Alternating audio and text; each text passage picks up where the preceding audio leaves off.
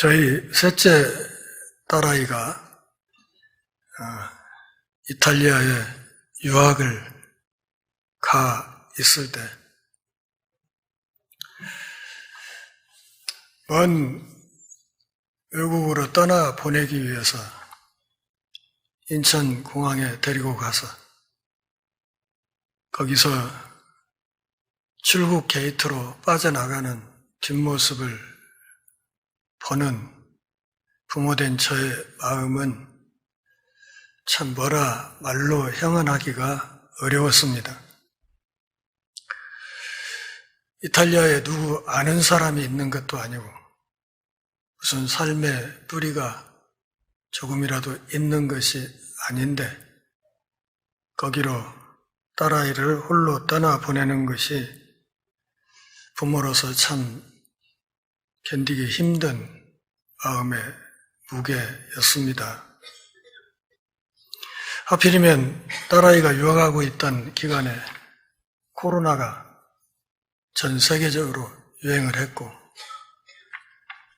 또 하필이면 딸이 가 있는 이탈리아의 밀라노가 전 세계에서 코로나가 가장 극성을 부리는 지역이었습니다. 어느 날 몹시 아팠다는 연락을 받으면서 참 어떻게 달려갈 수도 없고 그냥 기도하면서도 마음이 너무 무거웠던 기억이 있습니다. 아들을 군대에 보낼 때도 그랬습니다. 아들이 군대에 갈 때 마침 윤리병 사망 사건이 일어났고 또 임병장 총기 난사 사건이 있었습니다. 그리고 바로 그때 아들을 군대로 보내면서 아버지인 저는 군대 보내기가 너무 힘들었습니다. 그리고 제대하고 오는 그날까지 저는 군대 생활을 한 번 더 한 그런 생활을 하게 되었습니다. 날마다 군대에 있는 아들 때문에 전전긍긍하는 저를 보면서 아내는 참 이상하다고 이야기를 했습니다. 온 세상에 공수특전단 장교로 군복무한 사람이 뭐 저렇게 아들 군대 보내놓고 저렇게 힘들어 하는가 이해를 못했지만 제가 그렇게 마음을 졸였던 결정적인 이유는 군대가 어떤 곳인지를 누구보다 잘 알고 있었기 때문입니다. 작년에 수해복구 현장에 출동했던 해병대 최상병이 순직했고 그 사건을 조사하는 과정에서 지휘계통에 있었던 사람을 현 정부가 황급히 호주 대사로 파송해서 해외로 도피시키는 이런 움직임이 있었고 그것 때문에 현재 전국이 굉장히 많이 시끄럽습니다. 10년 전에 있었던 세월호 사고도 마찬가지입니다. 그리고 결국 이 일로 인해서 대통령이 탄핵당하는 그런 어려움도 있었지요. 근데 제가 말씀드린 이런 사건들의 공통점은 무엇인가 하면 어떤 일이 일어나면 그것을 원인을 규명하고 그렇게 해서 다시는 그런 일이 재발되지 않도록 대책을 세우는 것이 아니라 할 수만 있으면 이것들을 그냥 유야무야 덮어버리려고 하는 경향이 있다는 것입니다. 여러분들은 잘 모르지만 현재 군 의문사 진상규명위원회가 만들어져 있고 그 조직이 나름대로 열심히 활동을 하면서 군에 입대해서 이유도 모르게 죽어간 사람들의 사망 원인을 밝히려고 애를 쓰고 있지만 사실 그것이 그렇게 쉬운 것은 아닙니다. 왜 자식을 군대에 보내면서 마음이 힘든가? 그것은 그 바닥이 어떤 곳인지를 누구보다 잘 알기 때문입니다. 무슨 일이든 일어날 수 있는 것이고, 일단 어떤 일이 일어나면 지휘관들의 진급에 영향이 있기 때문에 무조건 덮기에 급급한 바닥이라는 것을 누구보다도 잘 알기 때문에 그랬던 것입니다. 예수님이 12 사도를 복음을 전하도록 파송합니다. 그리고 그렇게 그들을 보내시는 예수님의 마음이 오늘 본문 16절에 묘사되어 있습니다. 같이 읽어보실까요? 보라, 내가 너희를 보냄이 양을 이리 가운데로 보냄과 같도다. 그러므로 너희는 뱀같이 지혜롭고 비둘기같이 순결하라. 내가 너희를 보내는 것이 양을 이리 가운데로 보내는 것과 같다. 예수님과 제자들에 대한 유대교 지도자들의 반감이 계속 고조되고 있는 상황을 예수님이 알고 있었고, 또 한쪽에서는 예수님을 죽여 없애려는 움직임도 있다는 사실을 예수님이 알고 있었기에 그분의 복음을 들고 세상으로 나아가는 이 제자들을 보내는 예수님의 마음은 마치 양을 늑대 소굴로 들여보내는 것과 같다. 그렇게 표현을 하셨습니다. 내가 너희를 보내는 것이 양을 늑대굴로 보내는 것 같다. 언젠가 TV 동영상에서 아메리카 들소를 늑대들이 무리지어서 잡아서 뜯어먹는 장면을 본 적이 있습니다. 그 큰 덩치의 아메리카 들소를 잡아서 먹는 모습을 보면서 늑대가 굉장히 무서운 짐승이구나, 이런 생각을 했던 적이 있습니다. 16절에서 예수님이 뭐라고 말씀하십니까? 내가 너희를 보낸다. 내가 보낸다. 어디로? 죽을 수도 있는 길로 너희를 보낸다.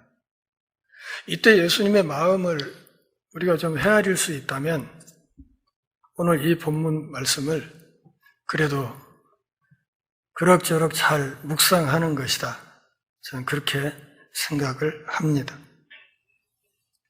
내가 너희를 보내는 것이 양을 늑대굴로 집어넣는 것 같다. 양이 늑대굴로 들어가면 어떻게 되겠어요? 그 죽은 목숨이죠. 그렇지 않습니까? 그러니까 내가 너희를 죽는 길로 보낸다. 그러니 그렇게 보내야 하는 예수님의 마음이 어떻겠는가?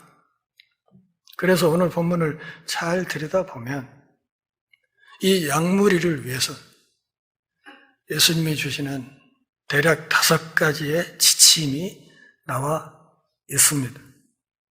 성경에 메모를 하셔도 괜찮습니다. 첫째는 16절에 있는 것처럼 뱀같이 지혜롭고 비둘기같이 순결해야 된다.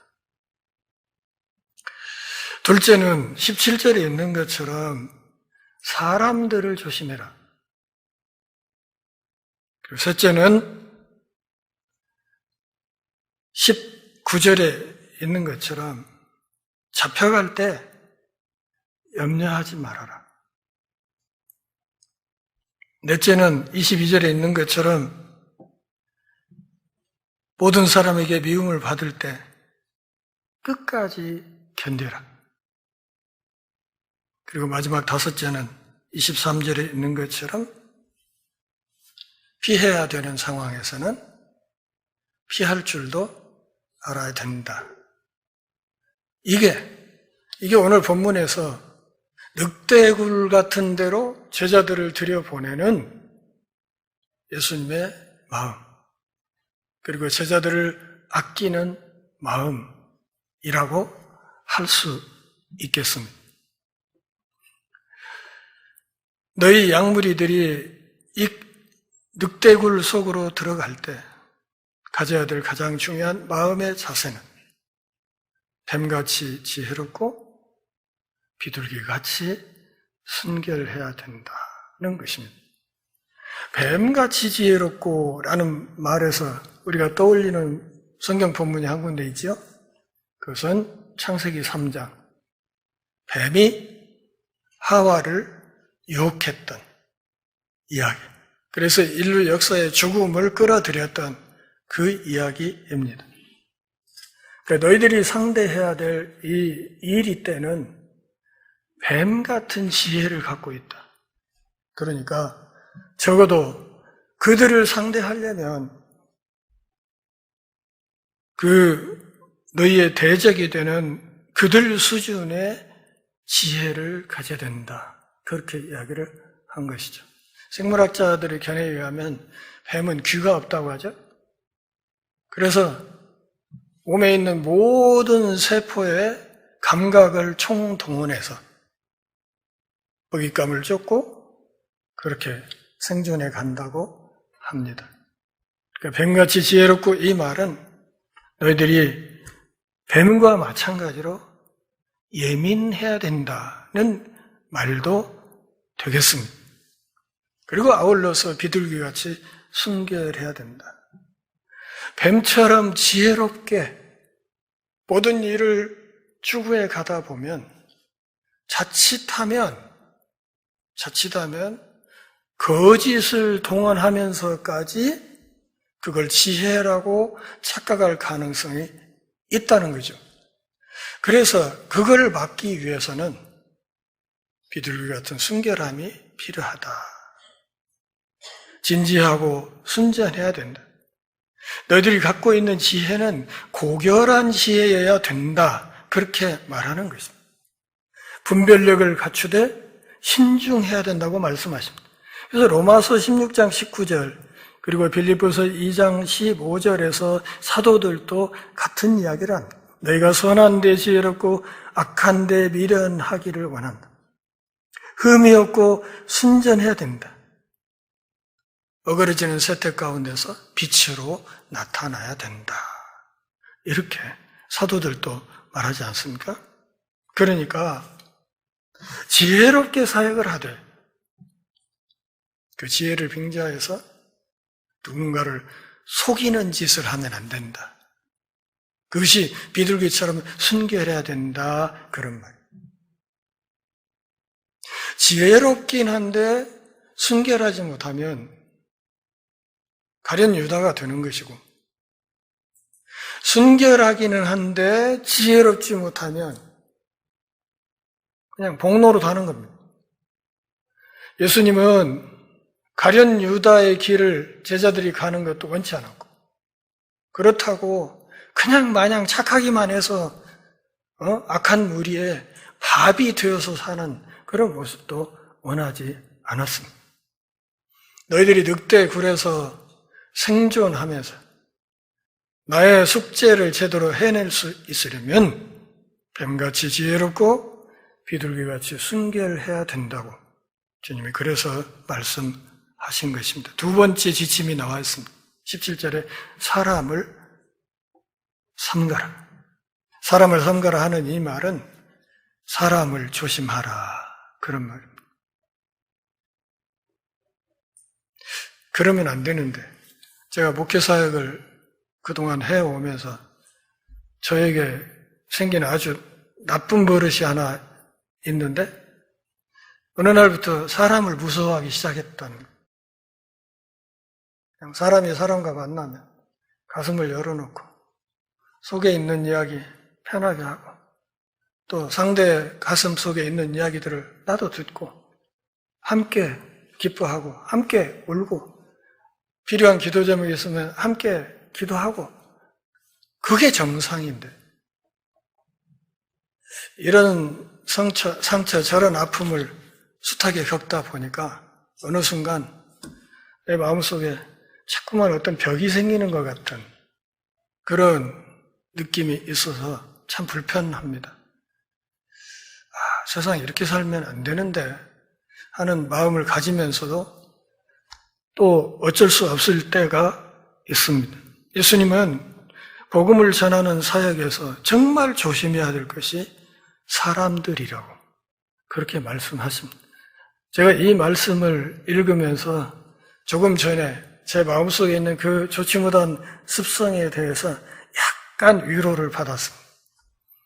예수님도 그렇게 말씀을 하셨구나. 사람들을 조심하라 하는 이 말은 너 자신을 지키라 하는 그런 말과 똑같습니다. 왜 조심해야 되나? 그들이 너희를 공회에 넘겨주겠다. 다시 말하면 재판장에 세울 것이다. 고소 고발해서 너희들을 법정에 서게 만들 것이다.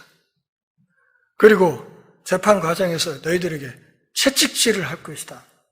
채찍질에 대해서는 제가 지난 수요일에 사도행전 하면서 충분히 설명을 했기 때문에 생략하겠습니다. 당시에 채찍질이 얼마나 무서운, 얼마나 살벌한 형벌이었는지를 제가 누누이 설명을 드렸습니다.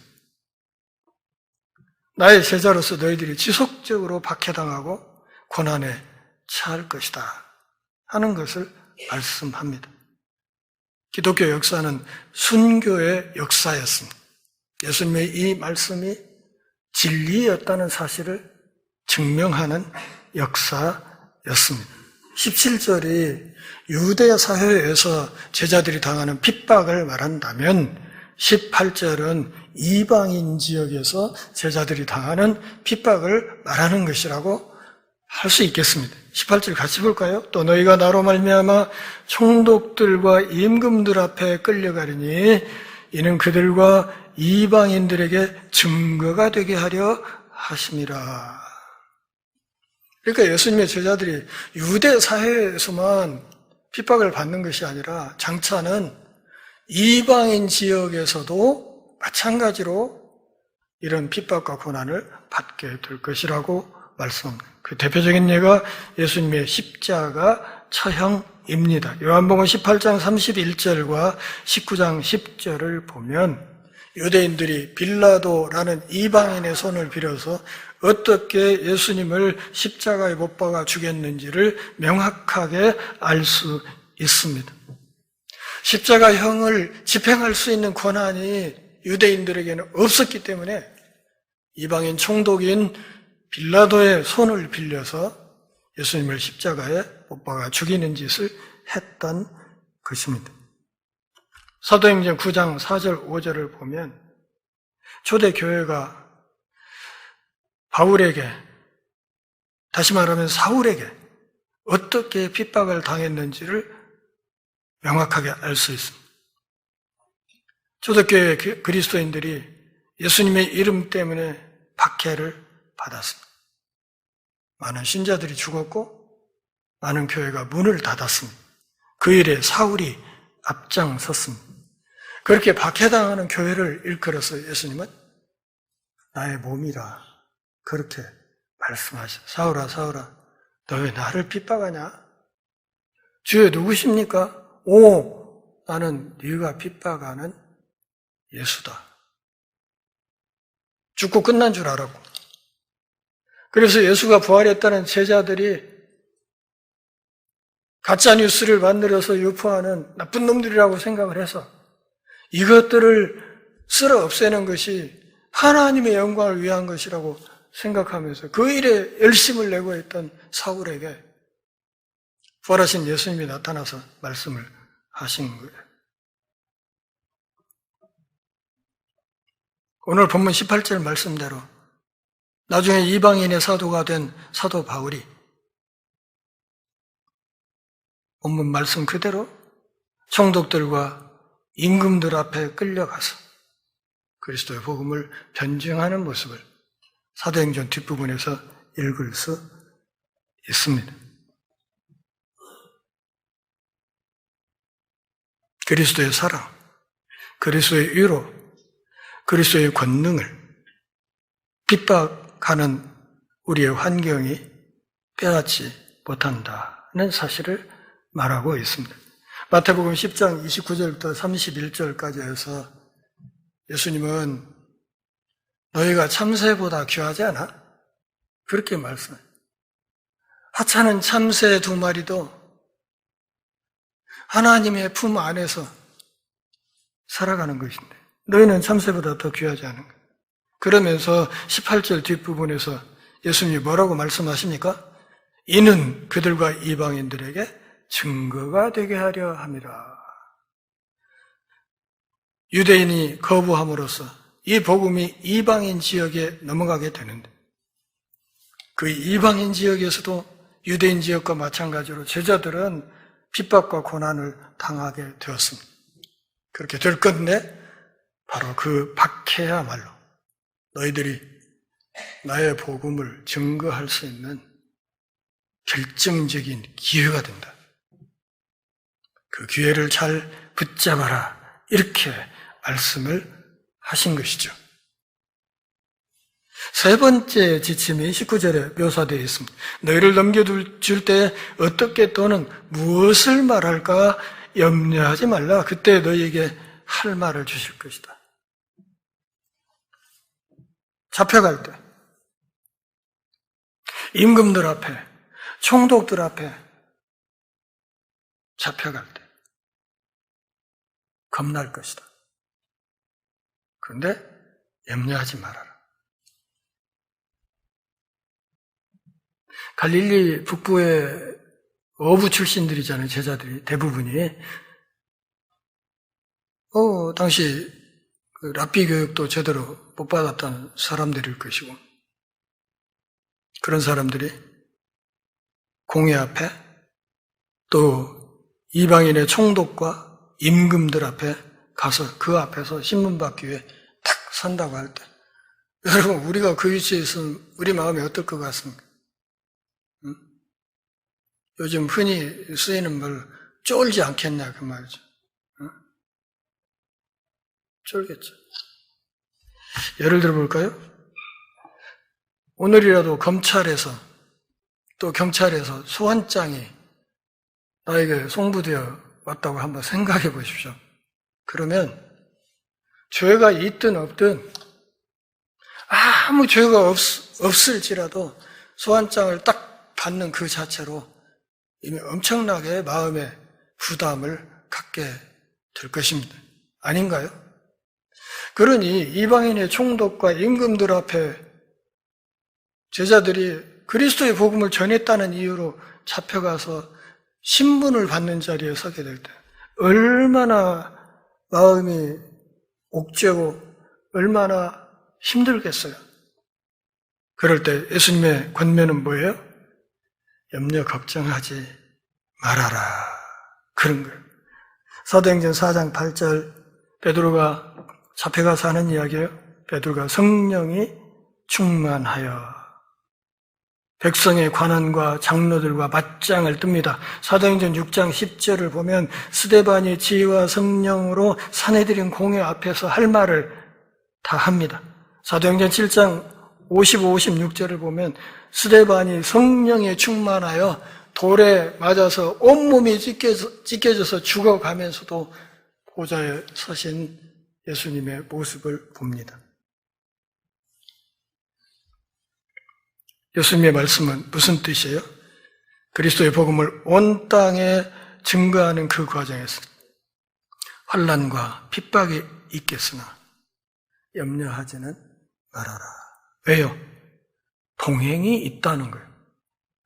동행이 있다. 그때 너희들 그냥 혼자 가는 것이 아니라 동행이 있다. 마태복음 맨 마지막 부분에서도 예수님이 뭐라고 해요? 볼지어다 내가 세상 끝날까지 너희와 항상 함께 있으리라. 이 약속을 믿고 사시는지 모르겠어요. 이게 정말 중요한 약속인데 내가 혼자 있더라도 혼자가 아니라 나와 함께 가시는 분이 있다. 이게 정말 중요한 일인데 중요한 약속이고 염려하지 않되 복음을 증거할 준비는 해야 된다는 사실을 우리가 알아야 됩니다. 복음을 증거가 되도록 하기 위해서 잡혀간다고 말씀하셨으니까 증거할 준비는 해야 되잖아요. 그러나 마음에 염려하지는 말아라. 마음의 평화를 유지하면서 그 상황에 임하라고 말씀하십니다. 그 이유를 20절에서 말씀은 너희 입을 통해서 말하는 이는 너희가 아니라 너희 속에서 말씀하시는 이 곧 너희 아버지의 성령이시니라.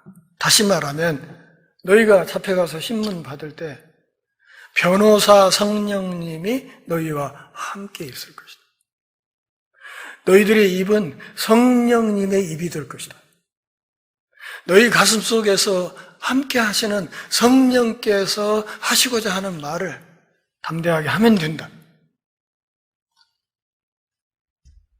요한복음 15장 26절, 또 사도행전 4장 8절과 31절 말씀을 보면 진리의 성령이 오실 때 그가 나를 증거하실 것이다.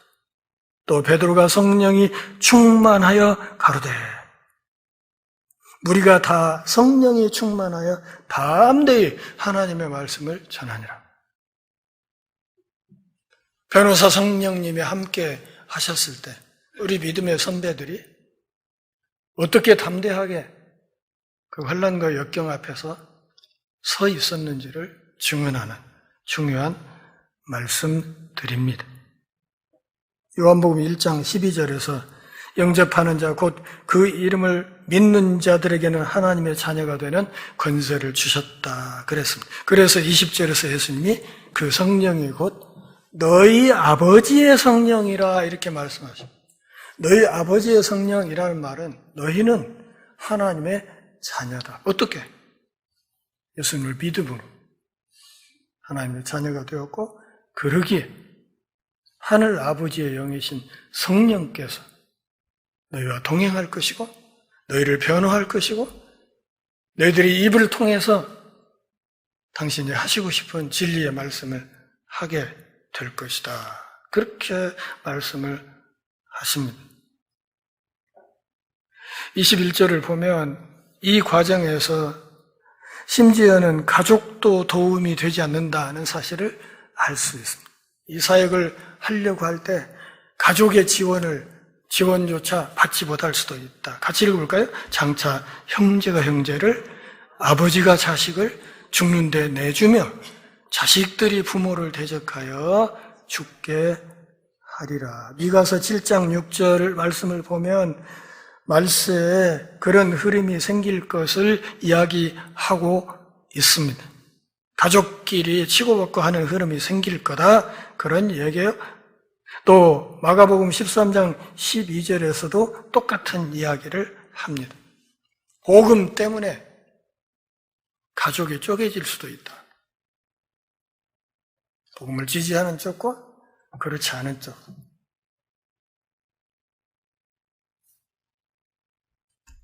말세의 징조, 예수님의 재림이 가까울수록 가장 가까운 사이조차도 복음 때문에 길을 달리하는 가정 불화도 생길 수도 있다. 이렇게 말하는 것입니다.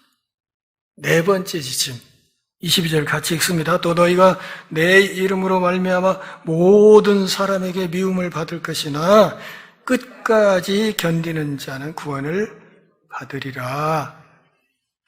미움을 받는다는 말이 헬라어 성경 원문을 보면 이게 계속 진행어로 됐어요.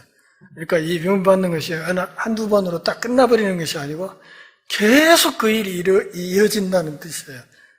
끊임없이 미움을 받을 것이다. 그때 끝까지 견뎌라. 이 끝까지란 말은 한결같이 그런 뜻이에요. 제가 성숙한 신앙인의 결정적인 표지로 여러 번 말씀드렸죠. 한결같음. 이게 성숙한 신앙의 굉장히 중요한 표지예요. 누가 말을 하든 하지 않든 10년 전이나 5년 전이나 오늘이나 또 5년 뒤나 10년 뒤나 20년 뒤나 항시 하나님의 사람으로서의 기본적인 품격을 그대로 유지하고 묵묵히 하나님이 걸으라고 하신 그 길을 걸어가는 그 모습. 그것이 동역자들에게도 도전이 되고 믿지 않는 사람들에게도 빛이 되고 소금이 될 수 있는 것입니다. 끝까지 견뎌라. 예수 그리스도의 복음을 증거하는 이 일, 끝까지 인내하면서 감당해야 된다. 그렇게 말합니다. 왜요? 요한복음 15장 18절, 19절 그리고 25절에서 말하고 있듯이 우리의 스승 대신, 우리 생명의 주인 대신 예수님도 그렇게 미움을 받았기 때문에 그 제자된 우리들이, 피조물인 우리가 예수님을 미워했던 그 세상으로부터 미움을 받는 것, 지극히 당연한 것이다 하는 사실을 우리가 알아야 됩니다. 그분이 당했던 그것, 우리가 당하는 것, 그분이 가셨던 그 길, 우리가 가는 것이다. 끝까지 견뎌라. 그렇게 말. 견뎌야 구원 얻는다고 말한 게 아니에요. 인내하는 것은 구원의 조건이 아니에요. 인내한다는 것은 무엇을 말하냐면 내가 이 복음 앞에 헌신된 삶을 살고 있다는 증거이지, 이것이 구원의 근거나 구원의 증거는 아닙니다. 그러니까 이렇게 해야만 구원 얻는 것이 아니라 구원 얻었기 때문에 이렇게 환난과 핍박에도 불구하고 헌신된 삶을 살게 된다. 그런 뜻입니다. 그러니 끝까지 인내해야 된다. 그러면 그냥 인내하다가 순교하는 것이 그게 정답인가? 거기에 대해서 예수님이 23절에서 좀 뜻밖의 이야기를 합니다. 같이 읽어볼까요? 이 동네에서 너희를 박해하거든 저 동네로 피하라. 내가 진실로 너희에게 이르노니 이스라엘의 모든 동네를 다 다니지 못하여서 인자가 오리라. 그래서 인자가 온다는 이 말이 신학자들 사이에서 네 가지로 의미가 압축됩니다. 첫째는 그리스도의 재림을 말하는 것이다. 둘째는 성령 강림을 말하는 거다. 셋째는 그리스도의 부활을 암시하는 것이다. 넷째는 AD 70년에 예루살렘 멸망을 말하는 것이다. 이런 몇 가지 견해들이 있지만 첫 번째, 그리스도의 재림을 말하는 것으로 보는 것이 가장 무난해 보입니다. 내가 다시 온다.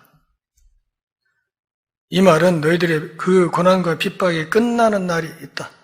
그 억울한 눈물을 씻어주는 때가 온다. 그렇게 말하는 것입니다. 지금도 그 날과 그 시간은 1초 1초 끊임없이 우리 앞에 다가오고 있습니다. 그러기에 예수 그리스도께서 다시 오시는 그때까지 제자들은 증인 사역을 계속하면서 복음을 전파해야 합니다. 다시 말하면 22절에서 말하는 것처럼 끝까지 견디면서 순교하는 것만이 능사는 아니라는 것입니다. 저 앞에 16절에서 뭐라고 그랬어요?